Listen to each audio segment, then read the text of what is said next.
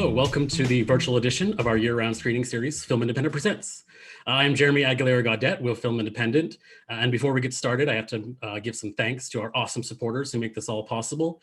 Thank you to our incredible lead sponsor, the Hollywood Foreign Press Association, our screening partners, Vision Media and Kilborn Live, and our media partner, the Los Angeles Times. And I'm really excited to introduce our guests today. Please welcome writer-director Alan Ball. Hi, thanks so much for having me. Thank you so much, Alan, for being here. But I want to start about the origins of the script, but specifically your decision to have this story be told through Beth's character. And I'm curious if at any point did she have a smaller role and how you fleshed out her role in relation to Frank's story? She was always sort of the first and last person we saw in the movie. And from the very beginning, it just sort of came out that way. The origins of the script, 30 years ago, I was living in New York City, and I went home to my hometown of Marietta, Georgia, to come out of the closet to my mother. And I did. And she said, well, I blame your father for this because I think he might have been that way too, which was a surprise to me. I don't know if it's true. He was already dead at the time, so I never had a chance to have a conversation with him. But the next day we were driving around North Georgia, and we drove past a lake. And she said very nonchalantly, that's where Sam Lassiter drowned. And I said, who's Sam Lassiter? And she said, he was a real good friend of your daddy's. And then I found out that my dad had accompanied Sam's body on a train back to their hometown of Asheville, North Carolina. And something in my brain just opened up, and I thought, what if that were true? What might that story have been? What could have been, it just felt like there was something there. Also, my dad always seemed like he was carrying around a sort of secret tragedy. So it sort of percolated in my head for 25 years. And then about 4 or 5 years ago, I sat down to write the script, and Uncle Frank is what came out. And Beth was always there at the very beginning. I think it certainly wasn't a conscious choice of mine, but I think something that was very influential to me in terms of the way Beth and Frank exist in the script is the movie To Kill a Mockingbird and the book To Kill a Mockingbird as well. Because a lot of people were asking us when we were putting the movie together, well, is this Beth's movie or is it Frank's movie? To which I would say, well, is To Kill a Mockingbird Scout's movie or is it Atticus's movie? And I think it could be both. I think I like the idea that the movie is a coming out story, but it's also a coming of age story.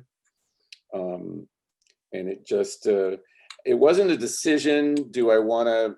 I don't work that way. I don't work from a very cerebral place. It comes from a more organic, like, you know, it really just percolated in my head for so many years. That's just the way it came out. So I can't give you no, that's a reason why. Right. No, that's great. I was thinking about like how we view some of the movie through Beth's eyes, and I think what's interesting is her naivete helps explore some of the different dichotomies you have in the film, whether it's gay and straight, and the religion, Muslim, Christian, maybe non-Christian as well, the city life versus rural. So can you talk about maybe some of the challenges or how you work to sort of weave those dichotomies into the overall story and give them actual room to explore? I'm so sorry about this. No worries. That's a landline. That's not a phone that I could turn off. Turn off. I don't know. Again, it sort of felt like that all just sort of came up organically in the script. The script did not really change much at all from the first draft. Of course, we made changes based on production limitations and where we were shooting and what we could do and what kind of sets we could find and everything. It just sort of, you know, I guess in a way, I was able to identify personally with both Frank and Beth. So I was remembering myself in the 70s when I lived in a small town, and the first time I went to New York City, and how it seemed like such an amazing place, and how I wanted to end up living there, and I did. I also understood what it's like to feel like you have to leave your home to be able to be who you are and to create a life for yourself. So again, I think just it wasn't a question of like, do I want making a choice to balance it with this or that. It just came out that way. So during the this writing process, I'm curious about the role of Frank. The Paul Bettany is great. I think the entire cast is great. Had Paul Bettany been on your mind for a while when thinking about this role, or how did he become involved in the project? I don't really think about actors when I write because I find that it's more limiting than anything. And the characters themselves seem real enough to me, which may be a subtle form of madness. I don't know. But once we had the script and I had Michael Costigan attached to produce, and we were trying to find an actor to build the movie around. I've always been a fan of Paul's. I think he's a real chameleon. I think he can do just about anything. And I had seen him in a movie called Journey's End about a group of World War I soldiers in a bunker, basically just waiting to get killed. They knew that they were not going to get out of their situation alive. And his character, he imbued his character with such dignity and decency and kindness in this horrible situation. And I thought, those are exactly the qualities I would like for Uncle Frank to have, because I was always thinking of Uncle Frank as kind of an Atticus Finch character anyway.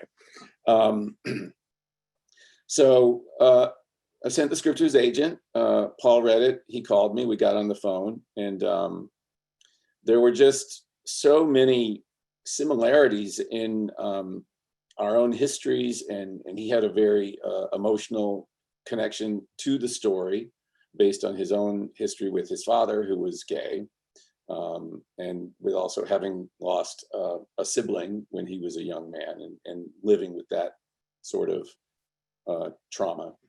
And I could tell that he understood the movie, that he saw it exactly the way I saw it, that we saw sort of, there was just a real simpatico feeling, and I felt like I've known this guy for years. And of course, him being a part of the MCU didn't help in terms of like pulling financing together. So it all just worked out, and I'm glad it did, because I can't imagine anybody else in any of the roles, but especially Uncle Frank. Yeah, I think he just does a really great job sort of in playing both those dichotomies, the difference of him when he's in New York versus when he's home with his family versus when he's with Wally. It's great, and it's subtle, and it was really lovely. It's so layered. It's such a layered performance. Every time I see the movie, I see something new from him. It's great. And Sophia Lillis, who plays Beth, I'm curious how you found her. She was also a great anchor for Paul Bettany's character too. I was watching Sharp Objects, the miniseries on HBO, and she played young Amy Adams in that. And she didn't have a lot to do. There were sort of flashbacks to the past, and you would see her. Okay, here comes the barking at the dogs.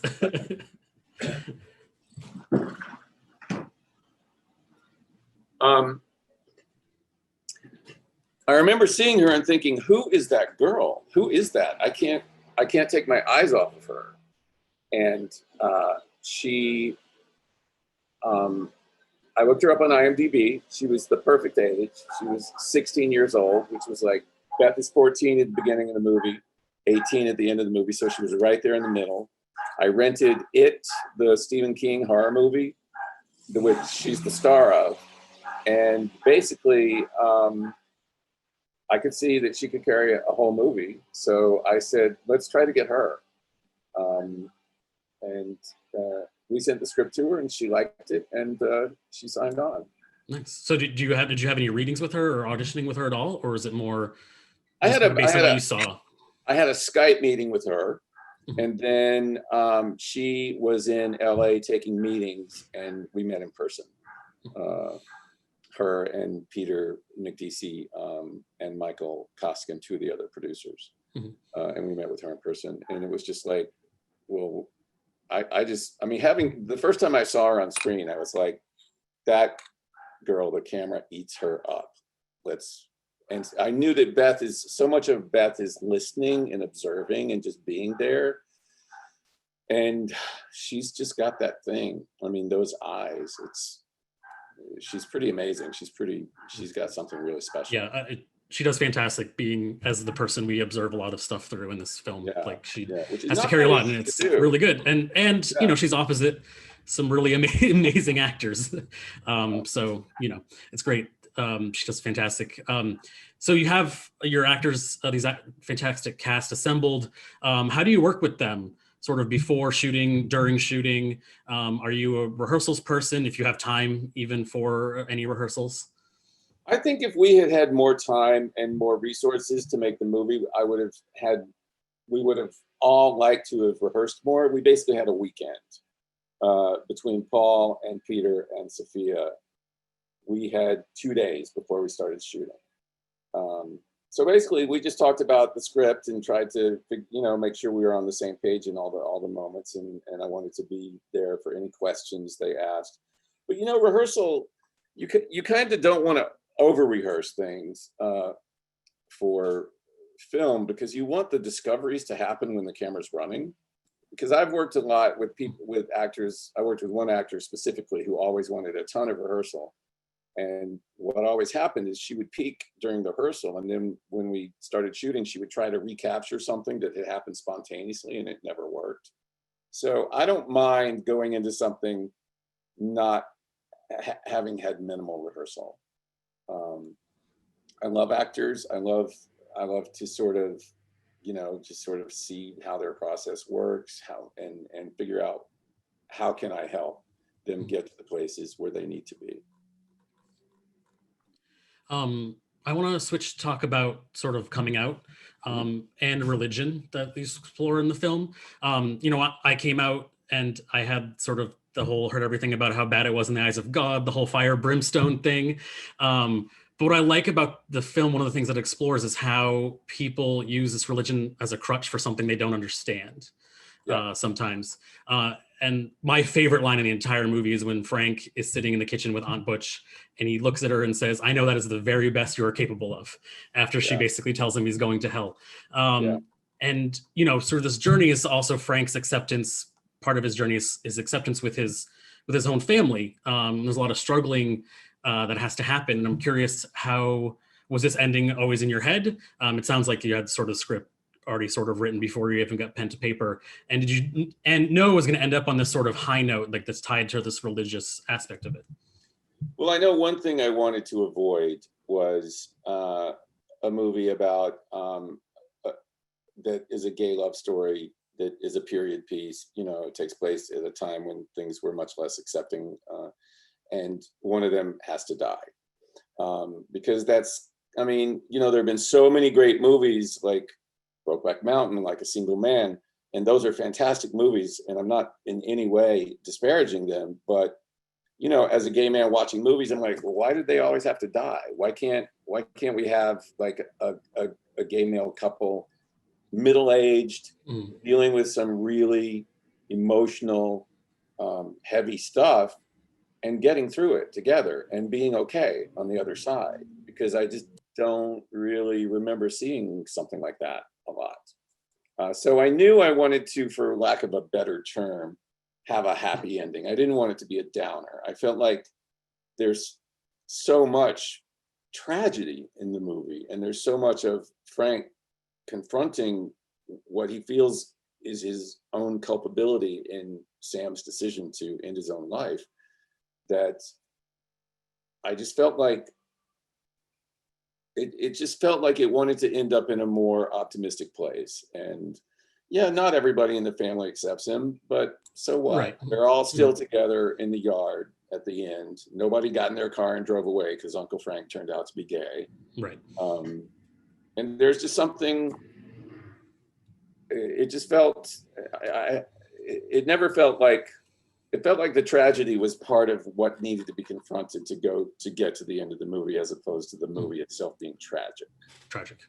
No, that totally makes sense. And I agree with you. Watching a lot of movies you start, especially gay themed movies, you're like, okay, is one of them going to die at the end? Is there going to be something horrific that happens? It's like, maybe I should Google it before starting it. Yeah. And you're right, not that those movies are bad. It's just a lot to see sometimes.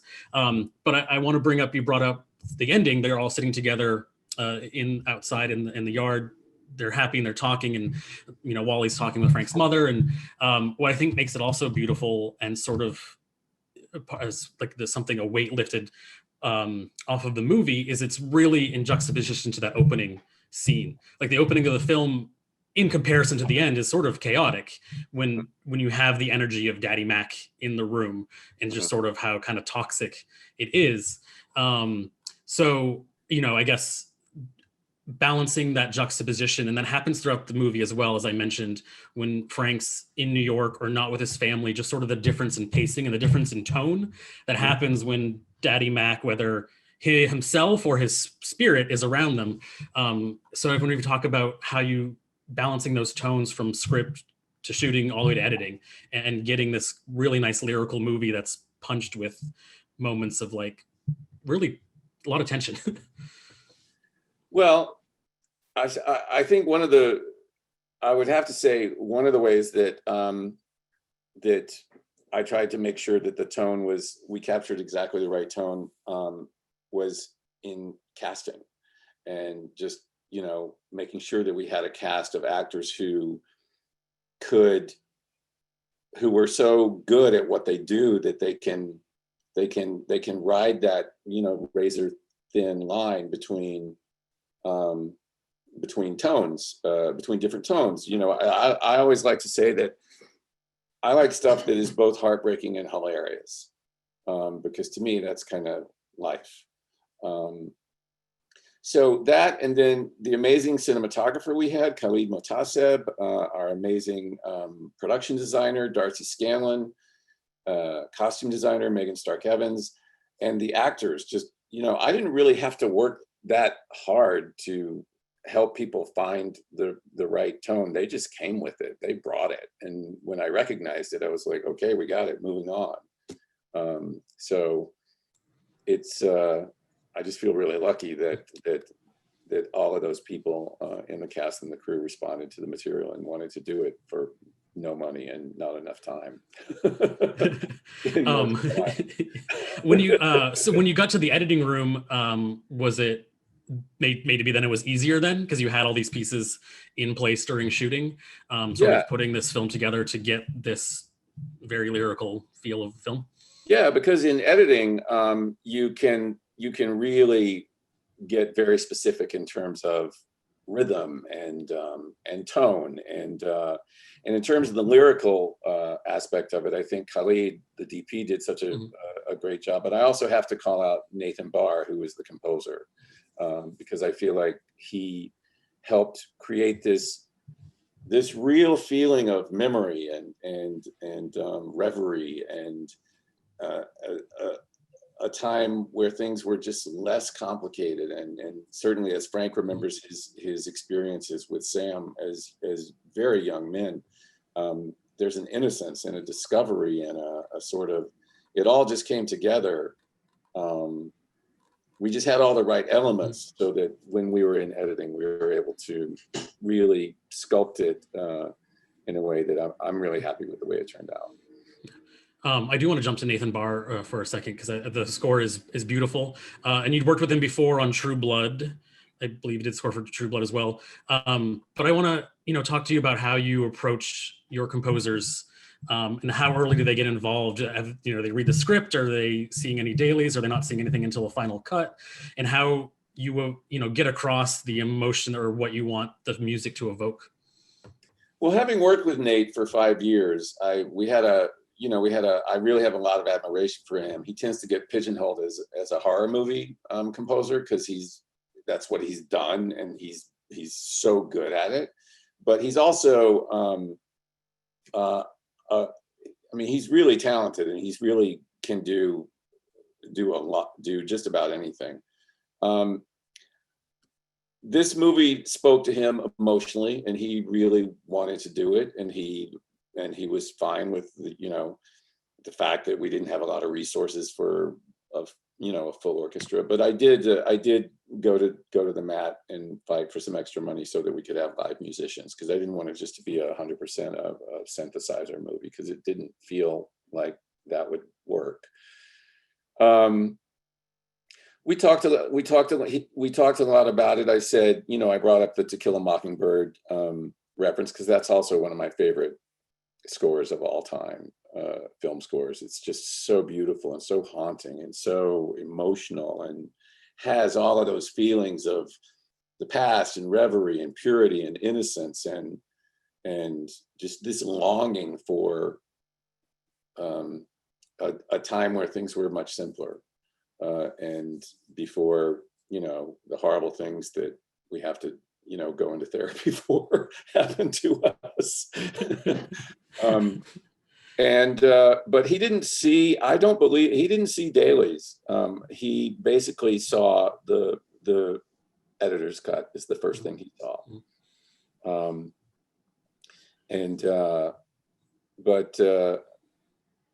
He's just I just think he did an amazing job. And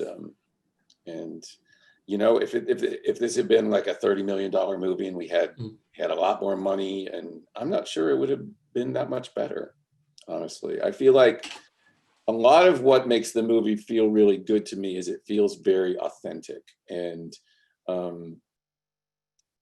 visually and emotionally and character-wise, and nobody has a phony Southern accent where you're going, what?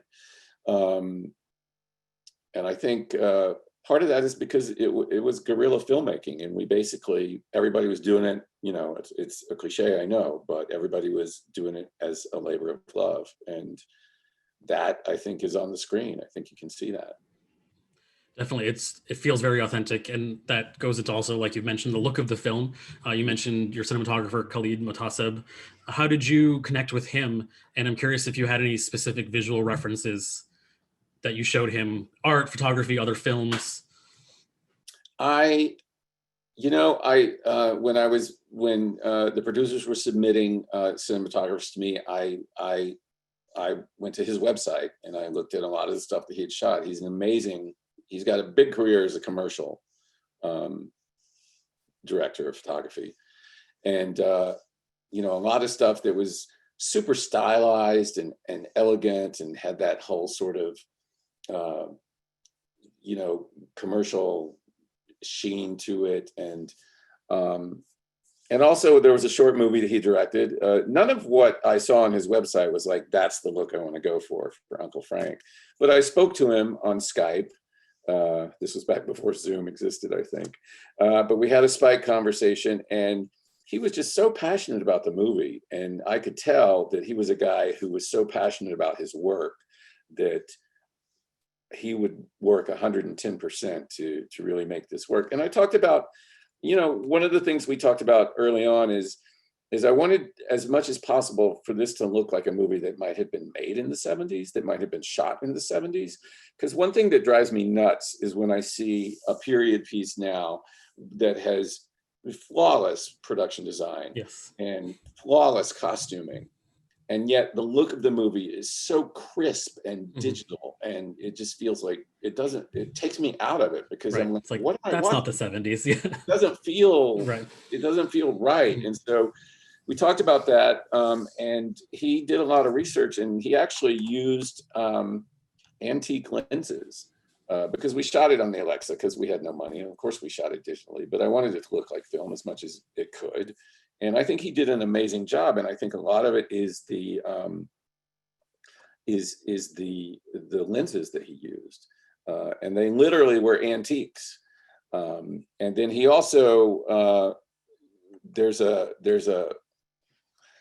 program, a computer program called LiveGrain that you apply in post, and it sort of gives the movie more of a film feel.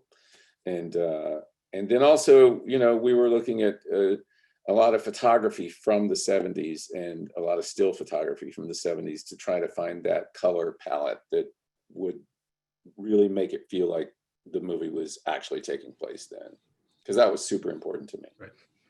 So yeah, it does have that like part of that authentic feel. And you're right. Sometimes when I watch something and I'm like, this is not the 50s or 60s or 70s, especially when you watch a movie from the 70s and like it did not look like that. Yeah, exactly. So we have a few questions from folks watching live.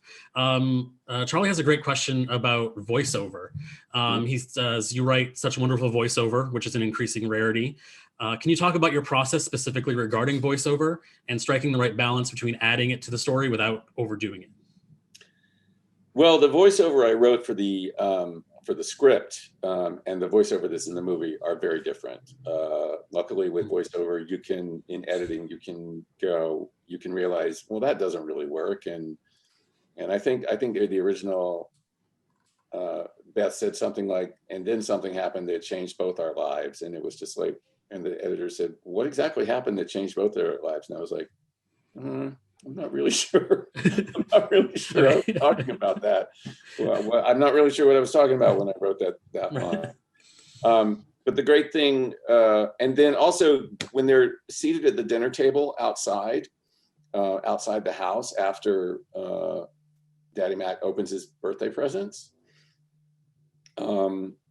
that was a scene, and that was like a 2.5-page scene, and there was dialogue from all the characters, and we realized in editing, we're not getting anything new. We met all these characters in the scene where he was opening his presents, and now this is just sort of a repeat. So let's just give Beth some more voiceover here. And all of the voiceover in the movie was sort of finalized in the editing process. I knew that it started with Beth's voiceover, and I knew it ended with Beth's voiceover. But as to the actual content of that voiceover, it wasn't until we were pretty close to being locked that we finally pinned it down. Nice. From Kamal, I believe so. The movie takes place in North Carolina, or you shot in North Carolina? We shot in North Carolina. North Carolina. Place in South Carolina. South Carolina. It was, I assume, for tax incentives of shooting in North Carolina. And also, I wanted to shoot on the East Coast because the quality of the light is very different. Yeah. Is that why? Because I know you said you grew up in Georgia, right? So was there ever a time where you knew this was going to take place in Georgia, or you didn't wanted to separate it a little bit more than that? I think I wanted to separate it. I didn't want the movie.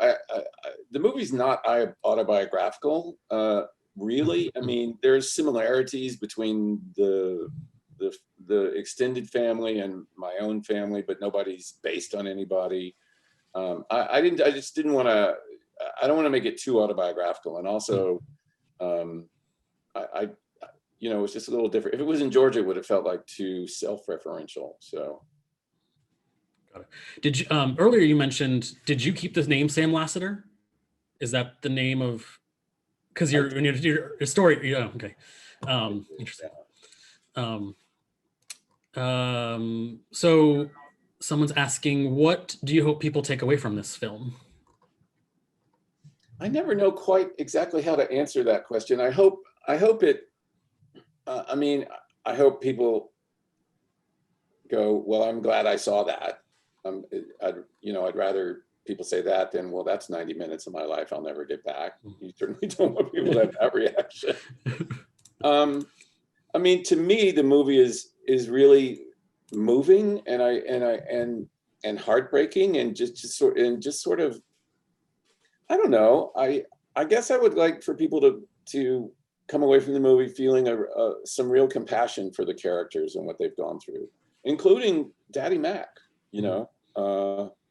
because I just feel like it's so easy to blame and hate and judge, and especially, these days, I guess I would want people to have been moved and to have been entertained, and also to laugh, because I think laughter and humor is very important. Yes.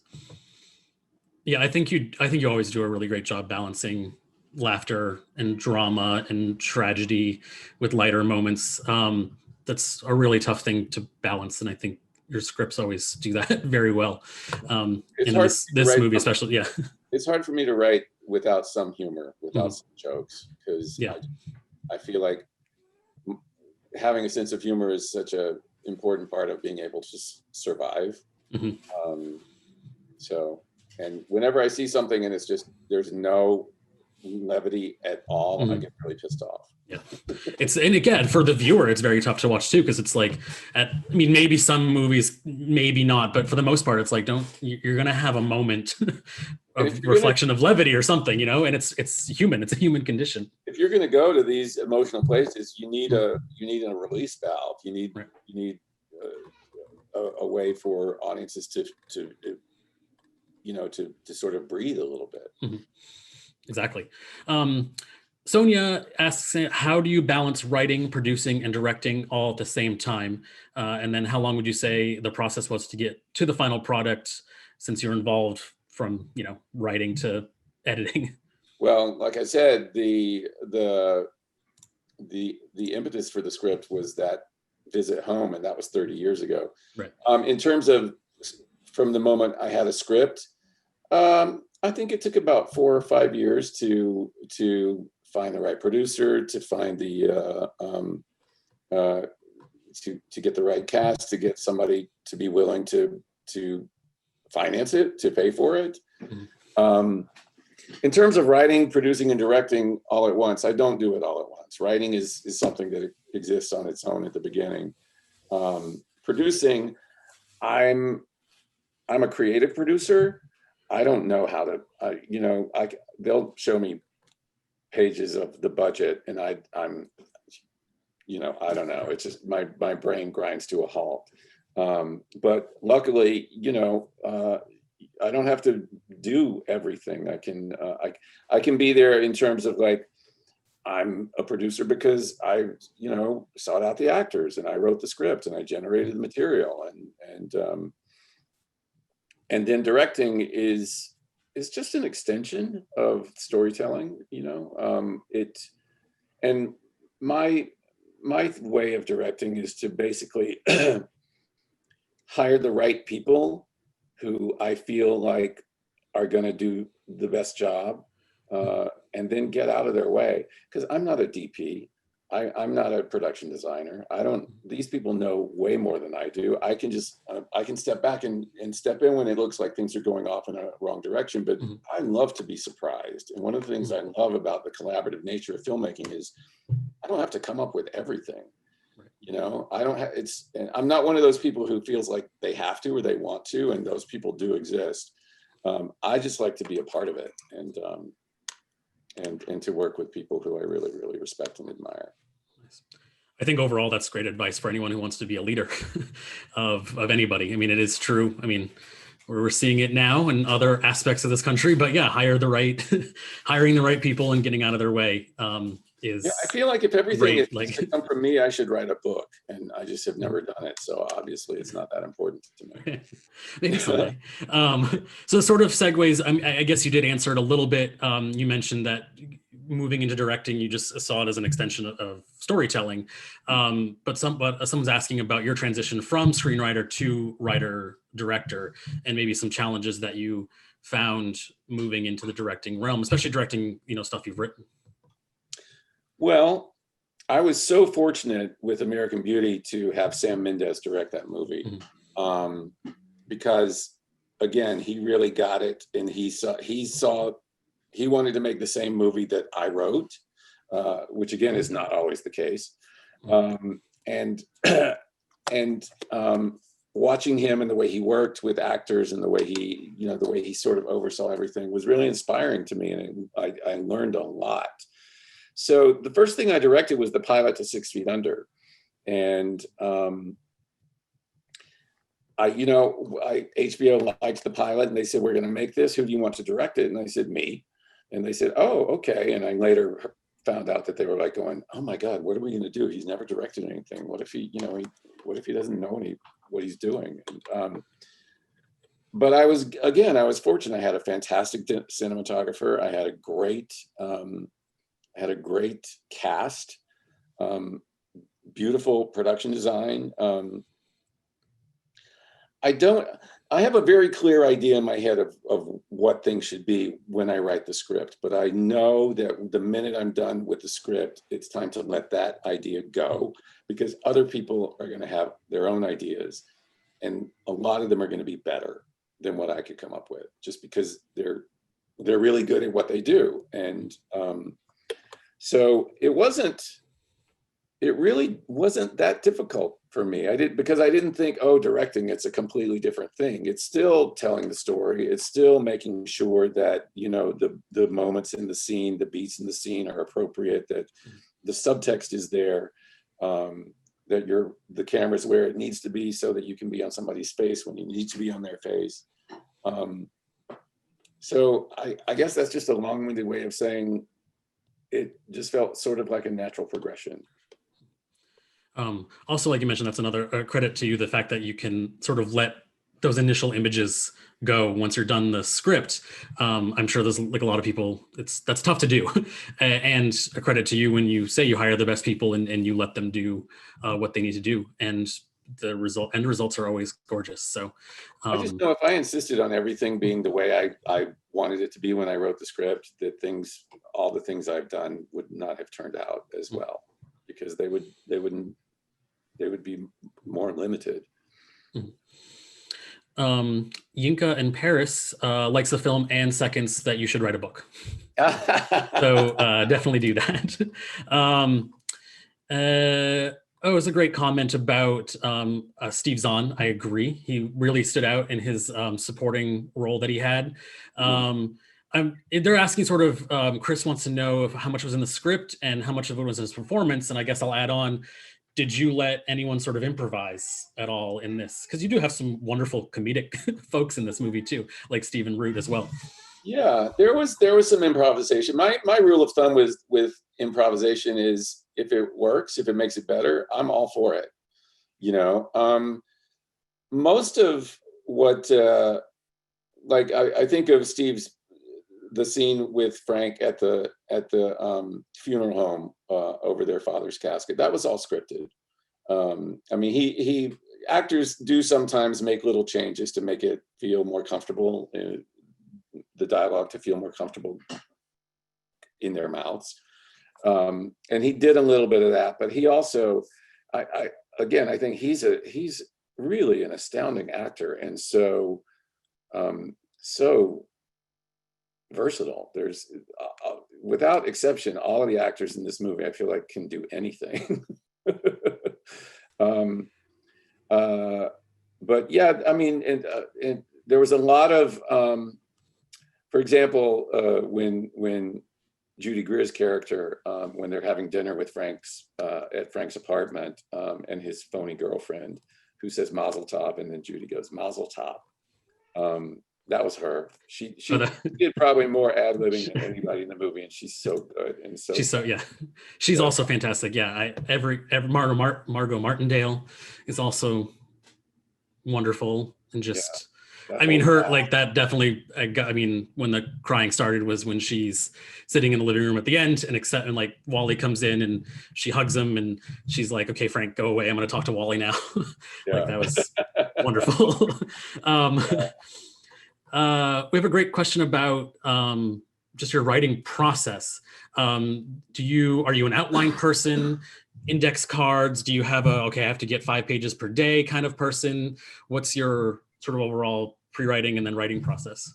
I'm not an outline person. I don't like outlines, because if I feel like I write an outline, then I'm done. Whereas for me, I'm like I like for it to be a journey of discovery. Now, that's not always something that works. I have tons of things I've started and just ran out of steam and didn't go anywhere. I do outline when I'm working on television, because you have to. There's no way you can't. But I did not have an outline for Uncle Frank.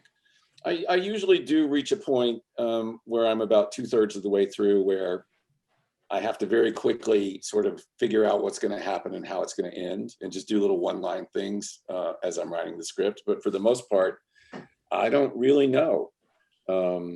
It's a lot happens unconsciously, and things percolate for a long time. And a lot of times when I sit down to write something, it'll sort of come out in a way that is, already kind of formed in some way, or not. I mean, again, there's tons of things I've started that I haven't been able to finish. So I'm not very disciplined in that regard. And in terms of writing every day, Mhm. I try to get something in every day. I like to. Sometimes I'll spend 6 hours. Sometimes I'll spend 45 minutes. I'm not always working on the same thing. I do feel like I have to take a step away to sort of clear my head about something, because you get too caught up in the middle of it. You can't see the forest for the trees. Mhm. Yeah, writing's definitely like that. And I think people maybe who don't write a lot or don't understand that just because you're not writing doesn't mean it's not, I mean, you can't always be writing. You're going to be moments like, I gotta get away from this. Yeah, I hate absolutely. this. Absolutely.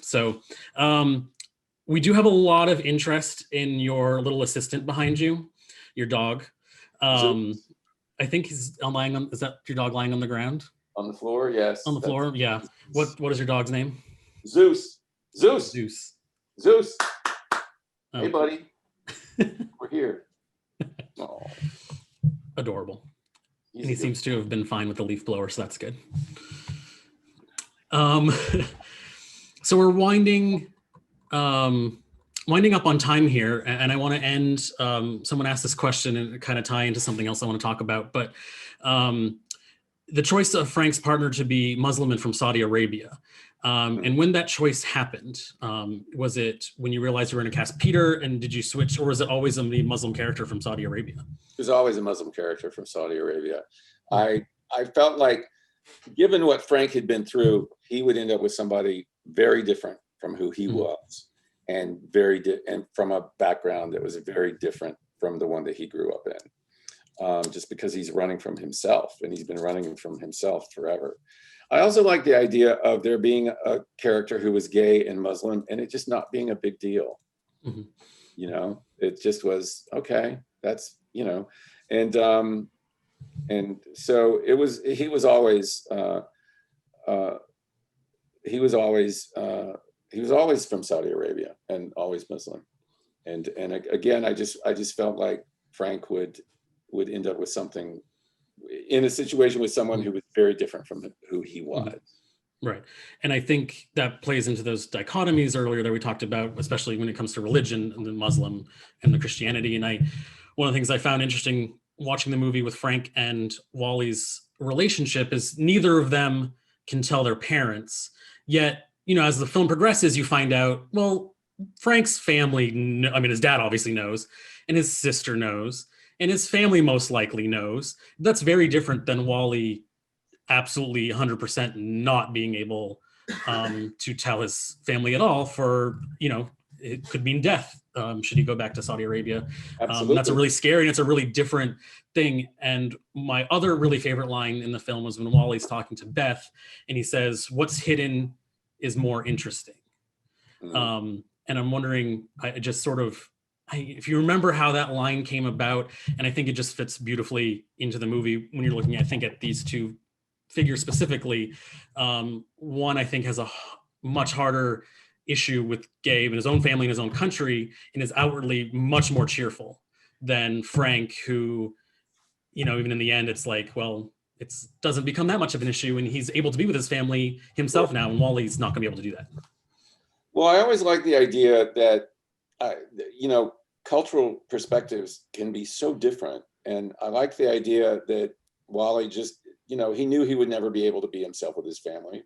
He had to leave his country, you know, because he didn't want to live a life without love.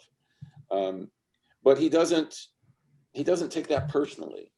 He doesn't allow that to create a wall of shame for him the way that it does for Frank. And he's able to have this relationship where he calls his mother, you know, in the middle of the night, and obviously loves his family and misses them. And there's something interesting about that kind of cultural perspective, whereas Frank takes it very personally, and it becomes a source of shame for him. But the real source of shame for him is that he feels like he was instrumental in Sam's death. I like the dichotomy of that, and I like when things are messy and aren't necessarily clear. Like, I like the fact that Wally, you know, when Frank hits Wally and they have the fight, a lot of guys would be like, okay, that's it, I'm done, I'm out of here. But Wally, because of who he is, and partially because of his different cultural perspective, I think, is able to, he gets up and he goes and he looks for, he finds Frank because he just knows he needs him. He's able to put his own needs aside in a way that I think is super admirable. And I think those cultural differences add a really, really nice, unique layer to this film. Just another layer of many great layers in this film. Before we wrap up, I'm curious, is there any projects you have that you're working on right now that you can discuss, or everything is hush hush secret? I don't really like to talk about things because I feel like if I talk about them, I'm expressing them, and then I don't really end up finishing them. Got it. I am working. I have a pitch for a limited series that we're going to take out probably after the new year. I have a TV pilot that I am writing just because it's a show that I would like to see. I don't know if anybody's going to want to make it. And I have 4 or 5 movie scripts sitting around that I've written over the years that I'm always trying to get off the ground. And a lot of people ask me, why Uncle Frank? Why now? And I'm like, well, that's the one that somebody was willing to write a check for. That's a good reason. that's why. Good. So I have a 4 or 5 other scripts that I'd love to see get off the ground. Well, I'm definitely always excited for the next thing. Very excited for you to return to TV, hopefully. And Alan, I want to thank you a lot for speaking with me today. I had a great conversation. Yeah, it was great. Thank you, Jeremy. Thank you. And thanks to everyone tuning in live now or later on YouTube. Uncle Frank is available on Amazon Prime Video on November 25th. So definitely watch it again and make sure your friends and family watch it as well. It's conveniently airing right before Thanksgiving holiday. So you have something to watch, no excuse.